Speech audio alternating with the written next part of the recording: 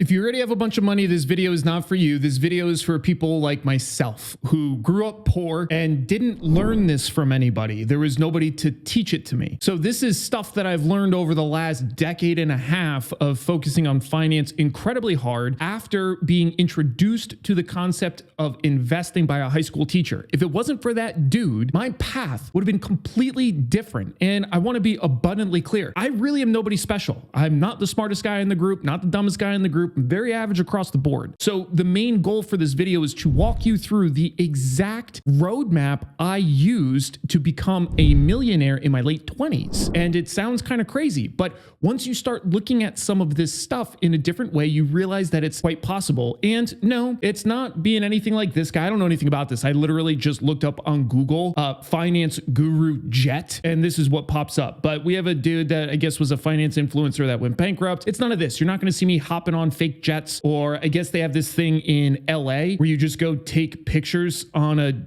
fake jet stage, which is also fascinating. You're wasting money. It's more so actually about this, how I went from walking through metal detectors every day to go to high school, working around lots of different people with different motivations in their life, a lot of them gangbanging and dealing drugs. And I decided I didn't want to do that, but I didn't know what to do. So I was working a lot of different odd jobs as a young dude in high school, junior high school, but then a teacher introduced me to investing. And that introduction sent me down a completely different path. It's how when we were recently in Alaska, we got to do a last minute decision to rent a private helicopter and go fly around, go check out glaciers, how we get to go travel around Norway, how I get to have fun cars and build them because no, I'm not just buy cool looking cars because I think people will like me. Nobody will like me anyways. It's just because I like cars. I like to work on them. I like to go diving. I like to go to Africa. I like to experience life. So I went from a place where most people will never do this to being able to do this. And it came down to literally these concepts I'm about to share with you. Now, I want to be super clear. I'm actually not going to talk about trading at all in this video. So your mileage may vary. What that means is through my application of the trading skill set, I was able to rapidly accelerate my time frame. The reality is trading is not for a lot of people.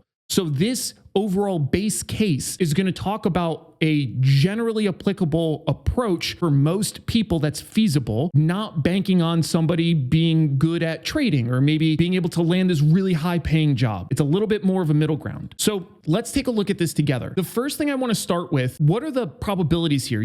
Most of you know from my channel, I am a statistics minded person and I want to know the probabilities of things. So if we take a look across the US, there's about 9.2% millionaires. That's not high, but that's not abysmally low. We're not talking sub 2%. We're talking about a difficult benchmark to hit, but this isn't insanely difficult because if you imagine the way most people go through their lives, they clearly will probably not land anywhere near this because they're too busy using self-wealth depletion habits to deplete their wealth as compared to build it. So no shock here. Then we also see that the average age of a millionaire is 61. And if we look at the average retirement age, it's later in this same period of time, 60s. So that doesn't sound super great to me because the idea is to try and create this wealth earlier so that you have more freedom, you have more autonomy. What I try to tell people is that money in no way will make you happy. But if you were happy before money, money is a massive accelerator. It is just a huge value add. So if you're looking at becoming a millionaire thinking making a bunch of money, then you'll become happy, you won't. It's not how it works. However, what I try to remind people is that it's an amplifier. So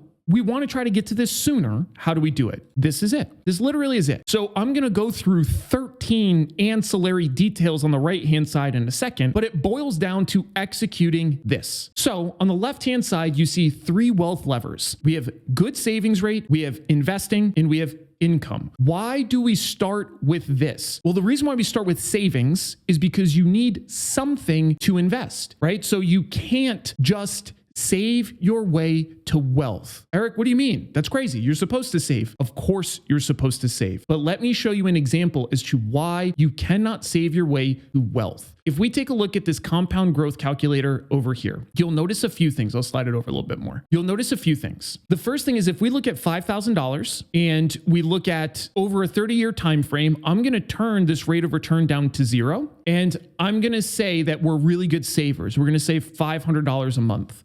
on average. In 30 years, you have $185,000. You did a good job saving. It doesn't matter because you need your money to work for you. You need this compounding clock to start. So let's look at an alternate scenario. Same thing, starting $5,000, saving $500 a month, 30-year time frame. Instead, let's add a generally average market return of 10%. What happens? Whoa, now you're a millionaire. This right here is what made you a millionaire versus a sub 200,000 heir. There is no saving your way to wealth.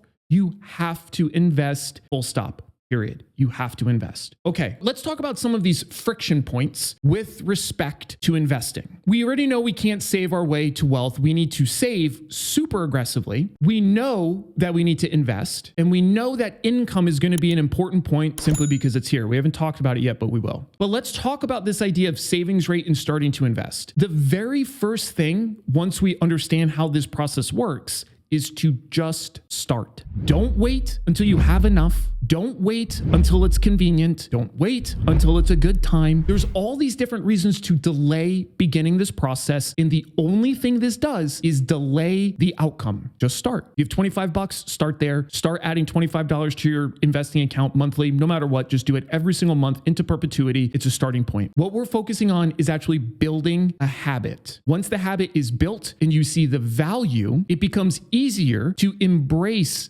delayed gratification. And then instead of spending that $100 to go out with your friends, you think, okay, well, I don't have to go out, 3 times this week. I can go out twice with my friends this week. I can balance trade-offs, go out twice, sacrifice the third, save the money that I would have spent on the third, and feed this machine. That's the entire idea in the beginning. So once we start, we don't stop. We have a bad month, doesn't matter. You still put in your minimum. 25 bucks, 50 bucks, whatever you define. Compliance is non-negotiable, has to happen. Then we have this idea of building a vision. Why does building a vision matter? Because it helps us contextualize the trade-offs that we're going to have to make. So when we think about this idea of trying to expand our income, one of the biggest errors people make is if you're making a good salary, you're making $100,000 a year, whatever it is, and you're saving, and then you get a pay bump, right? Now you're making $120,000 a year, you did a good job, you got a great pay bump. The problem is most people spend that $20,000. They expand their lifestyle to fit their new income level. Guess what we just wasted? Perfectly good money that could have been put into our savings rate to accelerate this clock from 30 years. We can cut this way down if we're smart. So let's take a look. If instead we do this $500 a month, let's take a look if we do $750 a month on average. 30 years, you have $1 million at the 500 bucks. At 750, you have $1.6 million. So now instead of hitting that millionaire threshold in year 30, you actually cross it in year 26. You've cut 4 years off of this timeline by saving an additional $250 per month. This just accelerates more and more from there. The only way this continues to accelerate is that if you establish a lifestyle that you're comfortable with, and then as you find ways to make more money, you do not grow your lifestyle. You keep your lifestyle the same, and you funnel this new gap here into your investing account. That's it. That's how this clock goes further and further to the left. And if we take a look, that is the entire premise here behind slow is fast, because a lot of people really struggle to see the utility of saving $100 a month. It can be very difficult to actually picture how impactful saving just $100 a month can be. So then you forego doing it and you do it again and again and again. The problem is that money builds over time. Small amounts of money still compound. I just showed you a scenario where if you saved an extra $250 a month, you essentially add $600,000 into your net worth picture at the end of this time frame. So you have to appreciate the small steps because they matter. So we have savings rate, build a super effective savings rate and maintain it. Maintain your lifestyle. Start investing right away. Dollar cost average every single month. Don't skip a month. I have a blog post that I'll link to below that walks through this, how to start investing if you know nothing. I'll throw a link to that below. You can read through it. It's literally step by step. It'll get you started in less than 30 minutes. Then expand your income. You have to make some decisions. Are you working at a high earning career field where working for the next promotion makes sense? If you're working with industry, maybe you actually don't get comfortable at your current job because it's comfortable, cushy, you know what to do, it's a routine. And maybe you're actually aggressively moving every 2 to 3 years, because guess what? If you work at a place and they give you a standard 3-5% pay increase, that doesn't really matter that much. Especially if you look at people who jump jobs every 2-3 years, they tend to get a 10% plus pay increase easy. Some of them can be 25% plus. So there's no catching up with that, staying at the same place. You have to be really strategic. Or you can do like I did, which is start hustling. When I was in high school, I used to split wood for a guy that I hunted on his property. I used to move shale for him. I used to sell Christmas trees. I used to take people's trash out, literally. I used to shovel people's walkways and their driveways when it's snowing. Then in college, I got into flipping cars. I would buy broken cars, fix them, sell them. Same thing with motorcycles. I kept doing that all the way through my time in the Marine Corps. You have to get scrappy. But the idea is, if you build a vision that then you truly can see yourself, what life would look like with this amount of money, it starts to make you want to save more money. So then it's not 30 years. So that if you start taking these slow steps early, this will speed things up massively. So even though it is delayed gratification, we're talking about multi-year periods. The more you delay gratification, the faster you end up getting to the spot you want to be. This is exactly how you become a millionaire. No, there's no easy hacks. It's building a plan and executing on it without fail. Be an outlier. See y'all later.